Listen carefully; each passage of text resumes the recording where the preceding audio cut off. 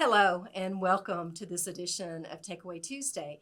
I'm Andrew Chamberlain, a trainer and a forensic interview specialist at the National Children's Advocacy Center. And today we're going to be talking about clarifying ambiguous terms for sexual body parts in a forensic interview.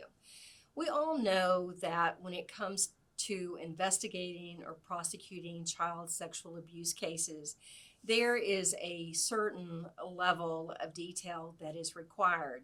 And one of the areas that can be a stumbling block for interviewers and for investigators and prosecutors is a child's use of ambiguous or unclear terms when it comes time to refer to what has happened to their body. Unfortunately, if a child does make a disclosure of sexual abuse or they talk about a particular portion of their body being touched or something happening to their body, they may use terms that are unclear.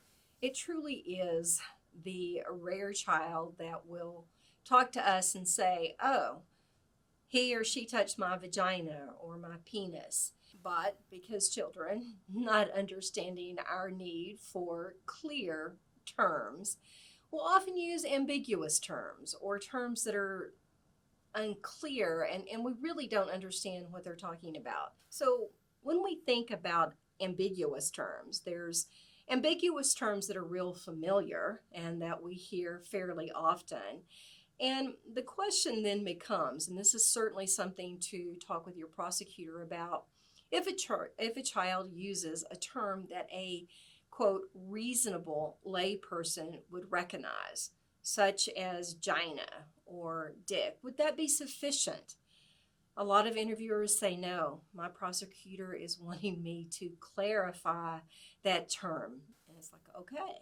Now, definitely, if it's a term that the reasonable layperson may not understand, the cookie or the pocketbook, we are going to have to get clarification.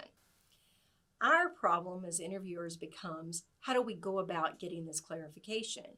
And what we often see in interviews is that the interviewer will immediately pivot away from a child's narrative, often interrupting the narrative, and they will say, "Well, wait, do you have another word for gina or for dick?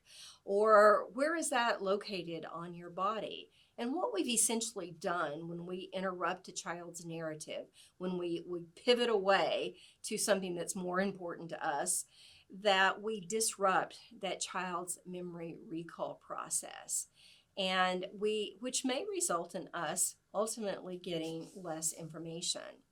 So, what we want you to think about is when you hear those terms that you're thinking, I've got to clarify that, whether it's an ambiguous term that a reasonable layperson would understand, but your prosecutor still feels like it's necessary for clarification, or if it's so unclear that we know we have to get clarification. There's different ways of doing that. What we want you to do is continue that narrative. Just hold the tension of not knowing what pocketbook means. Just hold the tension. Don't interrupt the narrative for clarification. There will be time to get to that before the conclusion of the interview. So just allow the child to continue their narration using those breadth and those depth questions, those narrative encouraging questions, just to continue to walk through the event once you've exhausted the narrative. Because maybe within that narrative, you can start to understand the context of what has happened to the child, and that may help with your understanding of the child's event and what has happened to their body. But once you've exhausted the narrative, if there is still a need for clarification, what we want you to do is ask, and what the literature really recommends is asking about function. What does a person use their cookie for? And that is somewhat less intrusive than saying, what do you use your cookie for? Some adolescents can get really offended by that particular question. And again, we're always using their word, but ask about, what does a person use? Whatever word they've given you, use for. That's going to give you function. Another way that you could ask, but I'm a little bit hesitant to say is to ask about location. Now, preschool children, just where they're at developmentally, they don't have any problem pointing to their body or even touching their body to show where their cookie is located.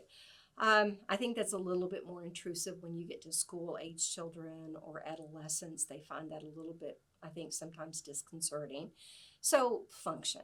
Just ask about function versus asking about another name or maybe even asking about location. Generally, they can give you function. And then you've got your question answered and you can move on with the interview.